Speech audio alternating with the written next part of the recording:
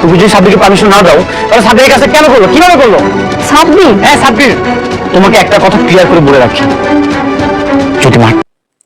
Hello বন্ধুরা, আপনারা সবাই কেমন আছেন? গরিব ঘরের রাজপুত্র নাটকের 34 নম্বর পর্বটি কবে আপলোড করা হবে আমাদের এই ভিডিওতে জানতে পারবেন।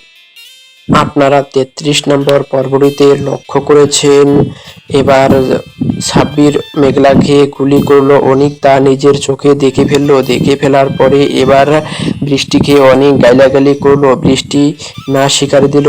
এবার অনিক আর বৃষ্টি অনেক তর্ক হতে চলেছে।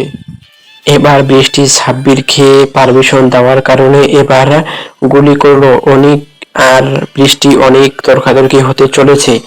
এবার বৃষ্টি বলল, তুমি মেঘলার কাছে যেও না। বৃষ্টি এবার অনেক বৃষ্টিকে বলল, তুমি যদি আমাকে গুলি করতে মারতে চাও তাহলে তুমি আমার সামনে এসে মারো।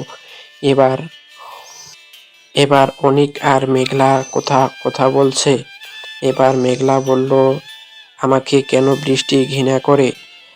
তা অনিক সেটার উত্তর দিল না, না দিয়ে অনিক শুধু সেখানে মেঘলার কাছে তাকিয়ে থাকে। এবার সাব্বির বলল, আর 1 ইঞ্চি না গেলে সেখানে মারা গেল।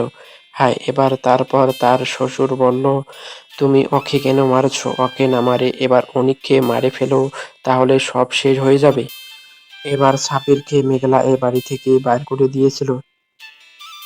বন্ধুরা, আমাদের এই ভিডিওটি না টেনে শেষ পর্যন্ত দেখে যাবেন, তাহলে আপনি জানতে পারবেন আমাদের গরিব ঘরের রাজপুত্র নাটকের 34 নম্বর পর্বটি আপলোড করা হবে।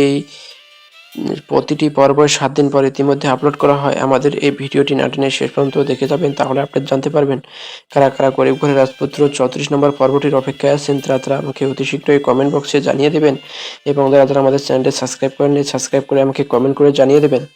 বন্ধুরা, অবশ্যই আমাদের এই ভিডিওতে কে কোন জেলা থেকে দেখেছেন অবশ্যই আমাকে কমেন্ট করে জানাবেন। আমি এই চ্যানেলে নতুন আপডেট দিয়ে থাকি। যারা 34 এবং 35 নম্বর পর্বটির অপেক্ষায় আছেন তারা আমাকে একটু কমেন্ট করবেন। ভালো থাকবেন, সুস্থ থাকবেন। আবার নতুন পর্ব নিয়ে হাজির হলাম।